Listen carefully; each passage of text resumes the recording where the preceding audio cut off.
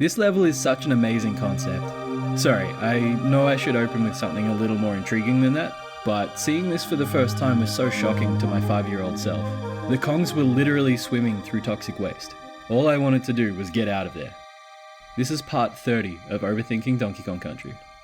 Poison Pond is the last water level in the game, but the water levels go out in style. This is the most expansive one in the entire game, with wide open spaces, plenty of secret areas, and while there's only one true path, there's definitely a sprawling feeling to it all. It's a stark contrast to Croctopus Chase and Clam City, which feel like being funneled through claustrophobic twists and turns. But it isn't easier, and the tension's cranked higher than ever, with no shortage of enemies and hazards and a pervasive, anxious feeling courtesy of the colour palette.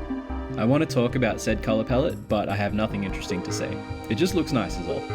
So what can we learn by looking at Poison Pond? I think the name is significant. Poison because the water is obviously polluted. Pond could have been chosen because it starts with P, but pond is also a small body of water, as opposed to a lake or lagoon or something.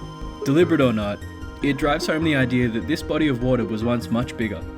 You can see on the map that the basin is barely filled, and the river running into it is completely dry. At one point, it could have been connected to other bodies of water.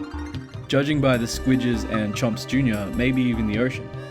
But when the water stopped flowing, the animals got stranded, and then the waste from the factories began polluting the water, likely killing off a lot of the fish that were in there at the time.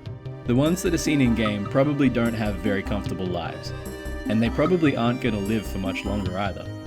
Yep, that's about as good a note as any to leave you on. Actually, there is one thing I want to cover before we call it a day.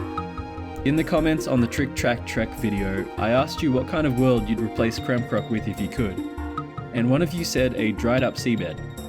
This level would be perfect to explore that theme, and I think it could have been an amazing twist on the water levels for the final one, in this ruined, polluted landscape to be partially or completely on foot.